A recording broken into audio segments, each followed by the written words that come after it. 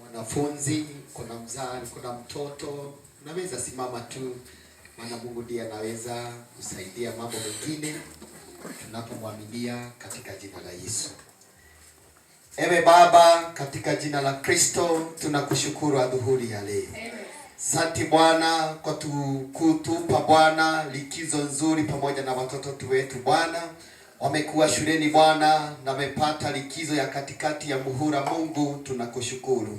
Asante Bwana kwa kulinda watoto wetu wakiwa shuleni katika mwezi huo mzima wamekuwa shule Bwana, na tumekuwa na wao nyumbani wiki hii yote. Mungu wa mbinguni Baba, tunawaombea baraka zako hata wanaporudi shuleni kesho.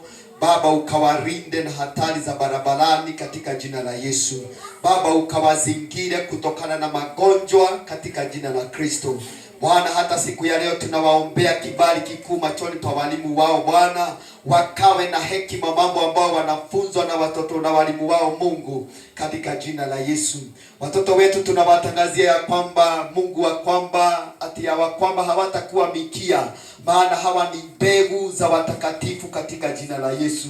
Baba, pia wazazi hawa mahitaji ya shule ya watoto wao Mungu, katika jina la Yesu.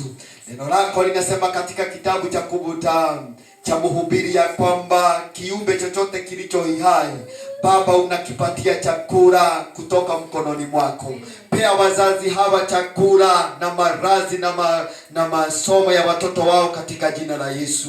Santi wanapoelekea shuleni kesho Bwana, mahitaji yote yao Mungu ukawapea, hata karo katika jina la Yesu. Baba, usikubali hata mzazi mmoja wa kanisa hili akawe na mtoto ambaye amekaa nyumbani kwa kukosa mahitaji ya mtoto wake ambayo yanahitajika katika shuleni. Ninawabariki Mungu watoto wetu, na ni katika jina la Kristo tunaomba na kuamini. Amen.